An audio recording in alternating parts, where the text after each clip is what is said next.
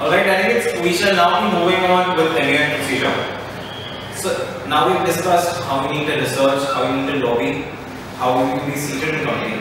Now MUN procedure essentially, as far as I'm concerned, various people will discuss it in various ways. As far as I'm concerned, it is divided into 5 basic sections.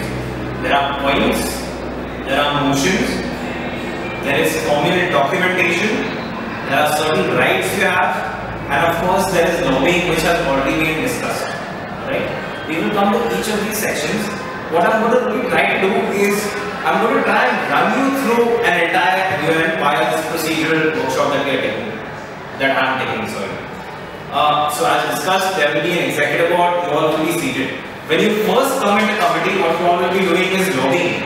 The executive board will give you a certain period of time to lobby, to discuss about the agenda and form your blocks. Once the scheduled time as mentioned by the executive board has started, you are supposed to be seated in committee, no crosstalk is allowed, and you are supposed to wait for the executive board to give you further instructions. Right. So, many different experienced MUNers would really break down MUN procedure into various sections in different ways. As far as I'm concerned, I really like to break down MUN procedure to 5 major parts. Right? There are points, there are motions, there is formal documentation, there is lobbying of course, which has already been discussed, and apart from this there are certain rights. Okay? Now what these things are, I'm just going to come to them in course of the entire procedural speech that I will give. What I'm going to try to do is to make it more comfortable for you guys. I'm going to try and run you through an entire MUN. Okay? I will be explaining procedure through the entire run that we go through. Right? So we have discussed how you will be seated in different positions, how the executive board will be adjudicated upon all the points that you all make. Right? When you first come into committee, though, you will be given a certain amount of time by the executive board to lobby, that is to discuss about the entire agenda with your various school delegates and to understand what are their views and whether your views match. If they match, then form a block of sorts. So the blocks are supposed to really get divided before an MUN starts, because you need to understand who your allies are, who your enemies are with reference to the entire agenda, so that you can move debate forward in a smoother manner and with more support. Right? Once lobbying is over, you will be seated in position. You are not allowed to speak unless recognized by the executive board. In order to be recognized, you have to raise your placard, which looks something very similar to this. It's basically a paper and it has the name of your country written on it. Right? So this is the basic. Now I will first explain what motions are. Right? Now as far as motions are concerned, a motion is a form of procedure which is raised by any delegate. Any delegate can raise a motion. There are various types of motions. I will come to that. Any delegate can raise a motion in order to move into a certain form of procedure. Right? So there are various kinds of motions. There's a motion to move into a moderated caucus, a motion to move into an unmoderated caucus, etc. I'll explain all of this as we go through the entire MUN run. Basically what happens is that in order to raise a motion, any particular delegate is supposed to raise his or her placard when recognized by the executive board, and when the executive board asks for motions. You're supposed to raise your placard and say, Honorable Chair, the delegate of so and so, please ensure that you all refer to yourselves as the delegate of a particular nation. You're not supposed to take your names. You're supposed to refer to yourselves as the delegate of India or the delegate of Pakistan. So you're supposed to say, Honorable Chair, the delegate of India would like to raise a motion to move into a moderated caucus, for example. I'm just taking this example, I will explain it later. Right? When you raise such a motion, the executive board recognizes it if it's a valid motion, right? And then he gives an opportunity to all the other delegates to vote on it. For a motion to pass, 50% of the number of delegates present and voting have to vote in favor of the motion. Alright? So once you raise the motion, the executive board will say, yes, delegate, that motion is in order. And then he will say, all delegates in favor of this motion, please raise your placards. Right, delegates? So the remaining delegates will get an opportunity. If all the delegates or 50% or more of the delegates raise their placards, it means that your motion is in order, your motion passes. So you are in a particular moderated caucus. So this is how motions are really. So once you are in committee, the most basic motion is the motion to begin proceedings for the day. Right? One of the delegates present, when asked to raise any motions, by the executive board has to raise a motion, say motion to begin proceedings for the day, right? And it is self-explanatory. It means you are wanting to begin formal proceedings for the day. When one delegate raises it and it passes, the motion is in order and you are in committee now. Alright? Now, many committees have 2 or more agendas, probably 1 agenda, 2 agendas. If there are 2 agendas, there is also a motion to set the agenda. You have to decide which agenda to set it to, agenda 1 or agenda 2, and you have to name the agenda. For example, if the agendas are the Kashmir issue and the South China Sea, one of the delegates, let's say I'm the delegate of India and I say, motion, Honorable Chair, the delegate of India would like to raise a motion to discuss the issue of Kashmir. Right? Now the executive board will recognize your motion and he will ask the remaining delegates to vote upon that particular motion. Right?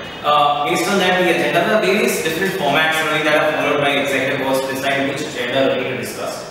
Once the agenda that is supposed to be discussed is decided, that agenda is there on the floor. Let's say the agenda on the floor is the issue of Kashmir. Right? Once again, I am reiterating the entire issue of Kashmir because a lot of the delegates who will probably view this video are well aware of the issue of Kashmir. Right? So once the agenda is set, alright, the executive board will take your roll call attendance. When the executive board takes a roll call attendance, the executive board will call out the name of every delegation or delegate, the delegate of UK, the delegate of USA, the delegate of India, etc. When he calls out your name, you have 2 options. You can either vote present or present and voting. I'll tell you the difference between the 2. If you vote present, it means when there is a formal document, when voting comes into play, you can abstain from voting. When I say abstain from voting, it means that you can wish to not vote either for it or against it. Right? You have the opportunity to abstain if you say present. However, if you say present and voting, then with reference to the specific agenda, you have to vote. You cannot abstain. You either have to say yes or no. Right, delegates? So please understand the difference between present and voting. Right? So once the entire attendance is taken, we then move into committee. Alright, delegates. So we've discussed the basic attendance. Now once the agenda is set, you are in committee and you are giving your attendance. Now what's basically on the floor as far as MUNning procedures is concerned, something called the general speakers list. The general speakers list is on by default. You really don't need to raise a motion. If your executive board asks you to raise a motion to move into the general speakers list, it is okay. But the general speakers list is on by default. Alright, that is. So once the general speakers list is on by default, what happens is that all delegates wishing to speak on the general speakers list are given an opportunity by the executive boards to give their names to the executive board. You can also give your names to the executive boards by passing a check to the executive board, right? Delegates. There are members of the logistics and committee who pass your checks across to various delegates as also to the executive board. You can interact with them via checks. You're not allowed to cross-talk in committee, so you can interact via checks. So the executive board asks for all those delegates who want to put their names up on the general speakers list to speak. Now, as far as the general speakers list is concerned, you are given a total of 90 seconds to speak. Alright? You are free to use that entire period of 90 seconds, or you can use 45 seconds, you can use 60 seconds. And your speech can be generalized in relation to the agenda. So let's say the delegate of India is on the general speakers list to speak. So he has to speak about his policies, his views on the topic, the various solutions, and what further must be done in committee. Probably is what we can discuss. It's basically a general speech, and you can just take the speech forward from there. However, you have a total of 90 seconds to speak. You have to wrap up the speech within 85 seconds so that you can by about 90 seconds. Right, delegates? Now, there are 4 different options. If you do not elapse your entire time of 90 seconds, you are free to yield. Okay? It's called a yield. Okay, let's say you 60 seconds up and you have 30 seconds left. So you have 4 options as far as yielding is concerned. You can either yield to another delegate. So you yield to another delegate, basically you are giving your remaining time to another delegate to speak. Alright? You can yield to points of information. If you yield to points of information, you are basically giving an opportunity to other delegates. If the executive board recognizes your yield, the executive board will give an opportunity to various delegates to question you based upon what you have just said. For example, if the delegate of India said some things about Kashmir, the delegate of China might raise a point of information about whatever he has said and ask him for certain clarifications, right? So the executive board can entertain a certain number of points of information. So there is a yield to another delegate or yield to points of information. Alright. The third yield is a yield to the chair. Okay. If you yield to the chair will recognize that you do not wish to entertain any points of information or move on your time to another delegate, and the chair will just move on to the next delegate of the general speakers list. And the last yield is you don't yield at all, you just sit down. Then if there is some time left, what the executive board really does is that it entertains a few comments based on what you have said by other delegates. Right? So there are 4 yields: a yield to points of information when other delegates can ask you questions, a yield your time to another delegate. Yes, so delegates, what really happens is that after a few delegates speak on the general speakers list, which is generally the first thing that really happens, the executive board asks for delegates to raise any points or motions on the floor. The executive board says, delegates, are there any points or motions on the floor? Then any delegate, I'll come to points in a bit, but if any delegate really has a motion, the delegate raises his or her placard and states, Honorable Chair, motion. And then you can raise various motions. Alright. Now the two basic motions is that basically when you are on the general speakers list, it is called formal debate. Okay. And there are 2 other types of debates that we really have. They are called informal debate. Alright. There is something called a moderated caucus and an unmoderated caucus. Now a moderated caucus is basically a moderated debate. Now this is the debate that is being moderated by the executive board. You are supposed to adhere to the rules and regulations of an MUN during a moderated caucus. And the second type of informal debate is an unmoderated caucus. As the name suggests, this debate is unmoderated. The executive board will give you permission to cross-talk and discuss out the agenda with your fellow delegates. He might also allow you to leave committee for a little bit. Right, delegates? So there's moderated caucus and there's unmoderated caucus. Right? So generally what happens after a few speakers of the general speakers they speak is that a delegate raises his placard and says motion to move into a moderated caucus. Now delegates, please know that if you want to move into a moderated caucus, you are supposed to state the topic for the moderated caucus. Delegates, moderated caucuses are raised in order to break down the topic into various parts and discuss the various parts in detail. Let's take the example of Kashmir. Now in Kashmir there are various issues, there is terrorism, there are border patrolling issues, there's the entire issue of statehood of Kashmir. So there are 3, 4, 5 major issues related to the issue of Kashmir. So you raise a moderated caucus to discuss one of these issues so that you get further clarity on the issue, and then you have various moderated caucuses for all the different issues so that you have discussed comprehensively all the possible sub-issues in relation to the major issue that you are discussing, that is the agenda. And finally you come up with... Hello delegates, hello once again, and yes, there has been a change of scene because yes, we are shooting on another day now. Sally's camera ran out of battery, but we'll go on from here.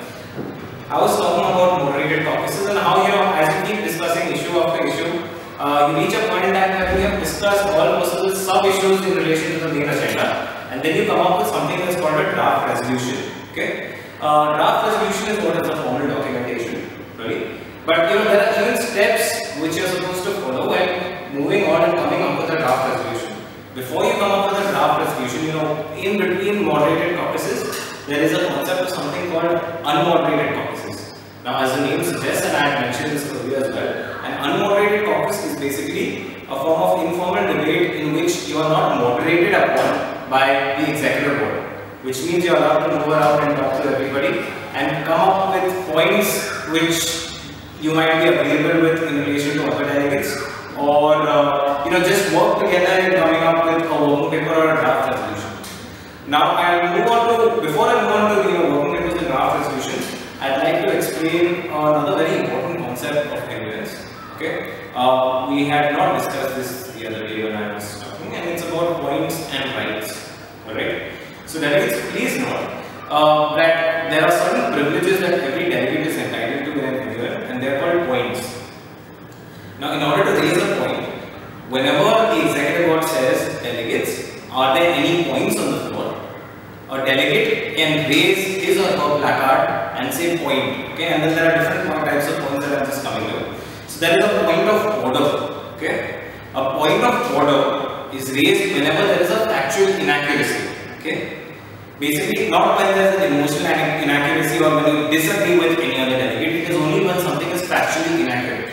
Okay. For example, if a delegate says that India is in the continent of Africa, that is obviously factually incorrect, and every delegate is entitled to raise a point of order. Okay. Now, whether a point of order is allowed to interrupt the speaker, or you have to wait for a speaker to finish speaking on a moderated caucus or on the general speakers list before you can raise a point of order, this completely depends upon the executive board, and it varies from city to city in India and from country to country as well, right?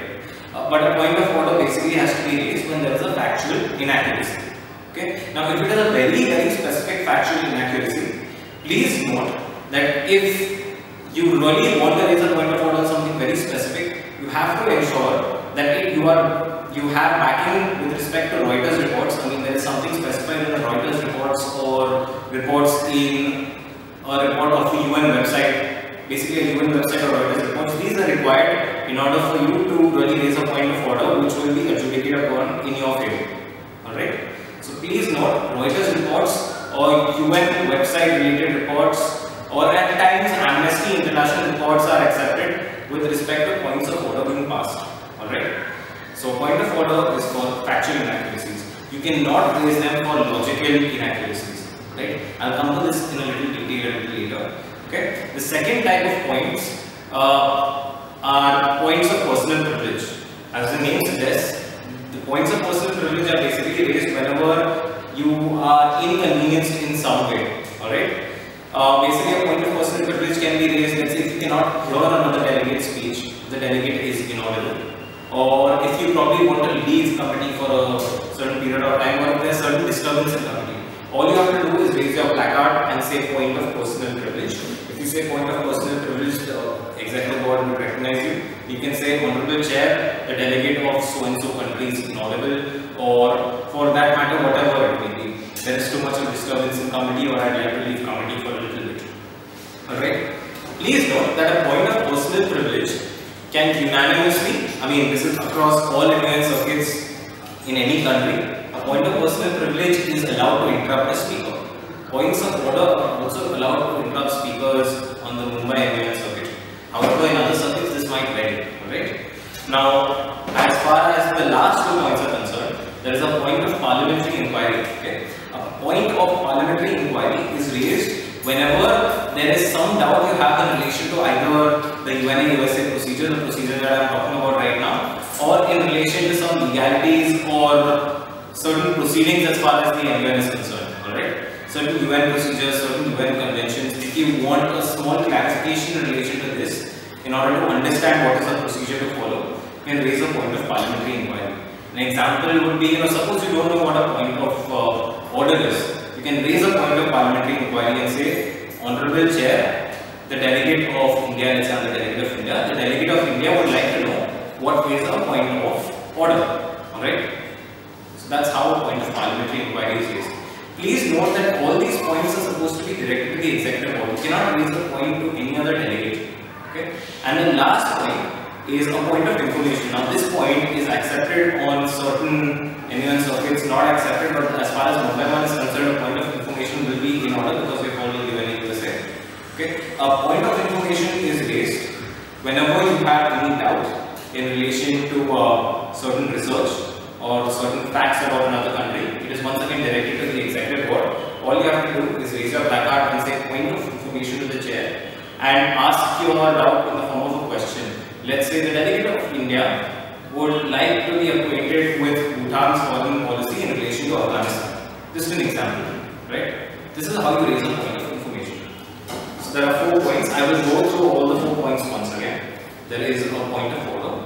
A point of order is raised when there is a factual inaccuracy. Please note, you cannot raise a point of order for a logical inaccuracy. There is a point of personal privilege, which is raised whenever you have any kind of inconvenience. When you are inconvenienced because there is disturbance in committee, or you are inaudible, or you want to leave committee for a little bit, you raise a point of information there. A point of order is raised, a point of parliamentary inquiry is raised whenever you have any doubt in relation to procedure or certain conventions or how to move forward with respect to committee. And lastly, a point of information which is not accepted everywhere is raised whenever there is any doubt in relation to research. Alright delegates, we have discussed the 4 points and there is something called a right. Okay, it's called a right to reply. Okay, now a right to reply is a very strong right, okay, that every delegate is entitled to, and a delegate can raise a right to reply against any other delegate if the delegate has been insulted by that particular delegate, his nation's borders have been questioned, his sovereignty has been questioned, or in any form the delegate has been disrespected or his nation has been disrespected. Alright, so a right to reply is raised in such scenarios. It is extremely powerful, and if a right to reply is adjudicated in the favor of the delegate raising the right to reply, the delegate who has committed a certain mistake of this sort will have to either give a written apology or a verbal apology to the delegate who has raised this right to reply. Okay, I'll give you a scenario. Let's say the delegate of Pakistan says India is a very silly nation that is incapable of controlling its own borders. Kashmir hence is a part of Pakistan and it is our declaration. This is just an example. Now, when India's borders are being questioned, the nation has been insulted.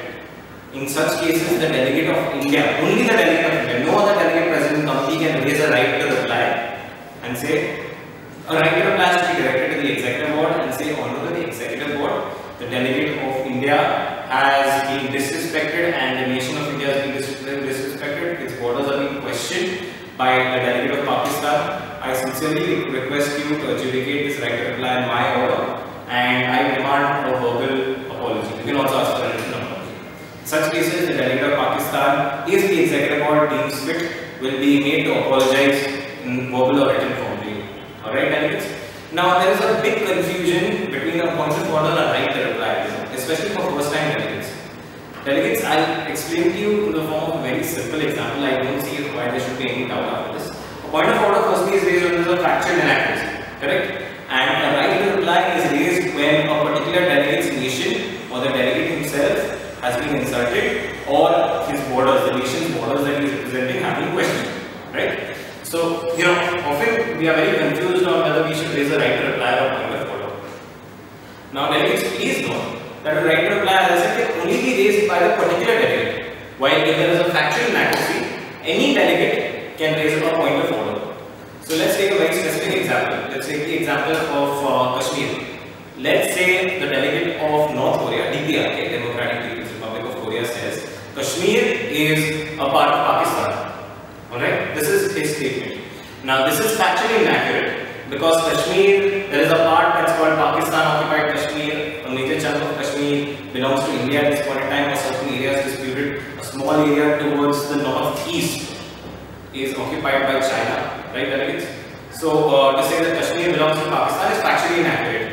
In such a scenario, any delegate sitting in committee can raise a point of order and say, Honorable Executive Board, this point of order, Kashmir is a disputed territory and as I said, a part of it belongs to India, a part of it belongs to Pakistan, part of it is to the northeast is occupied by China. You can say something of that sort and guess that point is in order. So the executive board will say, yes, delegate, that point is in order. So any delegate can raise that point of order. However, in this scenario, the delegate of India can raise a right to reply because his borders are being questioned. Kashmir is a part of its sovereign territory. If its sovereignty has been questioned, if its borders are being questioned, the delegate of India can raise a placard, and say right to reply.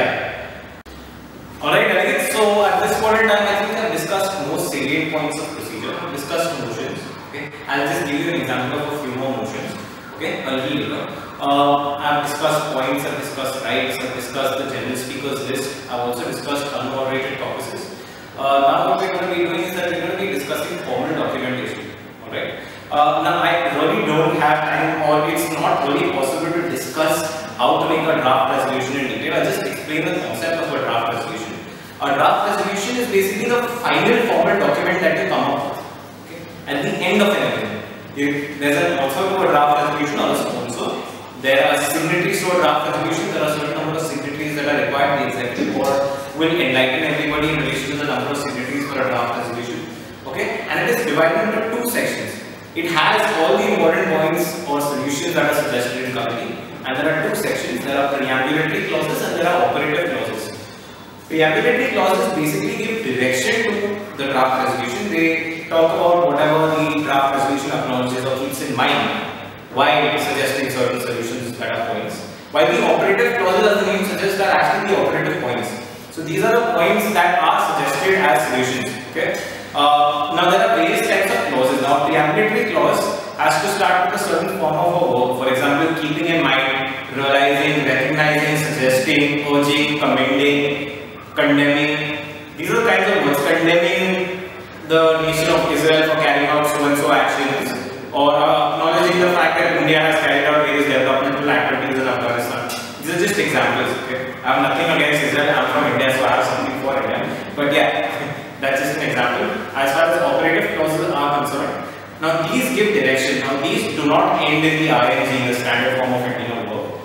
They end as urges the nation of Pakistan to ensure that there are no border skirmishes in the region of Kashmir, or urges DPRK to support nuclear non-proliferation, things of that sort, or suggests Sudan take certain measures to ensure that women are not mistreated in the region of Darfur, or recognizes the major threat to peace in the world that any Caspian Sea conflict will cause. You know, so these are the kinds of operative clauses. You can easily check a lot of operative clauses on any one of the websites. You can ask for a standard draft resolution format. You can go to the UN website, UN.org, and check resolutions of the SC and other committees. Okay, as far as draft resolutions of the SC are concerned, there is one very strong operative clause which only the SC is allowed. Okay? It's mandates. The Security Council is the only committee which is really allowed to mandate the formation of another body, a subcommittee. Alright? So this is basically how a draft resolution goes. Now I don't have much time to really explain how, it's not only time, I do not have the resources at this point in time to really explain the whole sequence of a draft resolution. Alright? Basically you need to ensure that all the sub-issues that you discussed in moderated caucuses and anything related to the agenda in general must be included in the draft resolution in some form or the other. Okay? Good draft resolution generally has 6 preambulatory clauses, 8 operative clauses, and every operative clause has certain sub-clauses. Okay? Now please note, there is a certain procedure, they are called minor service details in army language. The certain procedure that you are supposed to follow with the draft resolution. The preambulatory clauses, the first word always starts in italics. It is not bold, but starts in italics. Every preambulatory clause ends with a comma. Okay. The first word of an operative clause is bold and underlined, and every operative clause ends with a semicolon. Alright. And before you start off with a particular draft resolution, you have to give the names of the sponsors, signatories, okay, agenda, and then say the United Nations Security Council, the United Nations General Assembly, then bring up the preambulatory clauses, after which the operative clauses start. The preambulatory clauses don't have numbers 1, 2, 3, 4, you don't need to number them. You have to number the operative clauses. Alright?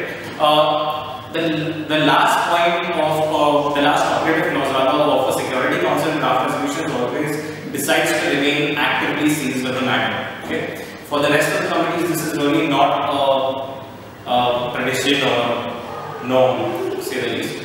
And the last operative clause, which is the end of a draft resolution, always ends with a full stop. Now, before you come up with a draft resolution, there is a whole concept of working papers. Working papers have no specific format. They need certain signatories and sponsors. You can write it in the form of an essay, but it's always suggested you write it in the form of a draft resolution because it makes it easier to adapt it into the form of a draft resolution later. Okay. Please note that there is a very specific form of voting for draft resolutions. Okay. Now there are everything else has a procedural vote. Okay. Simple majority. However, to vote upon a draft resolution, we need 2/3 majority. Okay. 2/3 majority of the number of people present and voting. Okay. For a working paper, it can pass by simple majority. Draft resolution has said 2/3 majority, and the voting procedure for a draft resolution is not as simple as simply raising your placards when the executive board asks for votes. For a draft resolution, there are 3 rounds of voting. Now, I'll just explain the rounds of voting. This will be the last part of this mini annual workshop, virtual annual workshop. Now, in the first round of voting for a draft resolution, you have 6 options. You can vote yes with rights, you can vote no with rights, you can vote yes, no, pass, or abstain. If you say yes with rights or no with rights, it means you are for or against the draft resolution respectively, and you would like to present your points as to why you are voting as so. Okay, means yes or no. You can state, there will be a second round where you can state all these points if you say yes with rights or no with rights. If you say yes or no very simply, it means that you are for or against the draft resolution respectively. And then you can say abstain. Now, please note you can only abstain from voting on a draft resolution if you have said present during the attendance on the agenda. If you say present and voting, you cannot vote abstain. And lastly, you can pass the first round. Everybody is allowed to pass. If you pass, it means you are not voting at present. You want to vote in a subsequent round of voting after seeing the entire scenario with respect to the draft resolution. Okay. Now, the second round of voting is for all those delegates who have said yes with rights or no with rights. They get an opportunity to present their rights, in which case they are allowed to state for a period of generally 30 seconds why they are for or against the draft resolution. Okay. So everybody who has said yes with rights or no with rights gets an opportunity. Now, in the third round, all those delegates who have passed have to either say yes or no. Alright? And there will be a complete round of voting once again, where everybody has to either say yes, no, or abstain if they have said present during attendance. Alright? They can say abstain, but they don't have to say. If they have said present, they have an opportunity to abstain. Okay? Generally, no delegates change their votes towards the first round. They are allowed to in the third round. However, those who have passed have to either vote yes or no. They have no other option. Right, delegates? So these are the three rounds of voting. At the end of this, if there is a 2/3 majority, the draft resolution passes or it fails. Please note that in the Mumbai MUN circuit, we only allow one draft resolution. If the draft resolution fails, the committee fails. If it passes, the committee passes. Right, delegates? So this is as far as the draft resolution is concerned. So I guess we have discussed almost all salient points in relation to an MUN. Basic format, everything you need to keep in mind. There are a few motions: motion for a moderated caucus, unmoderated caucus, motion for a 2-for-2 against something I didn't discuss. It's very minor. Basically, before a draft resolution or a working paper, you can have a 2-for-2 against. Two delegates get to speak for it, 2 against. Of course, you have to vote in favor of this motion. If it passes, then 2 delegates speak for a particular draft resolution or working paper, 2 speak against it. And this is just so that the committee gets to know the points which are probably in favor of a draft resolution and against it. Okay, this your executive board members will discuss in greater detail probably. There's something called a motion to divide a question, and I don't want to get into this. It's in relation to the draft resolution. It's very specific, and probably when you come to an MUN, you'll understand this better. If I just explain it to you right now, you get really confused. Alright, and of course, there's a motion for entertainment. One of the best motions, delegates will have a motion for entertainment. If it passes, and I'm telling you, if you don't really pass the motion for entertainment when it's raised and if the executive board allows it, it means either you're a very boring committee or a very serious committee. Okay? The motion for entertainment, delegates get to dance, you get to make the executive board dance, you get to have a good time apart from really having a good time during the debate. Right? So these are different kinds of motions. There are various other motions, we'll learn about them in course of time, but my entire reason behind coming up with this virtual MUN workshop is to ensure that the first time delegates have an idea of how to run and how we will be enjoying it one by one. Okay, I don't want to intimidate you all with MUN procedure rather. I don't want to make you all feel scared. It is very simple. These are just a few rules that you are supposed to follow. And the whole spirit of MUNning is to ensure that debate is moving forward. It is not to be a stickler for procedure. No executive board member at Mumbai MUN will be a stickler for procedure so long as debate is moving forward. That is my assurance to you, and I'm sure this is something that every other MUN also believes in. With this, I'd like to thank you all for bearing with me, and I'd like to thank my camera person Sally Pita and Isha, who's the video editor as well as part-time cameraman. Okay, and we love to see you all at Mumbai MUN in a couple of days. I think it will be 5 days or so once this is released, and I'm sure we'll have a great time. Thank you so much. This is Anansh Prasad signing off.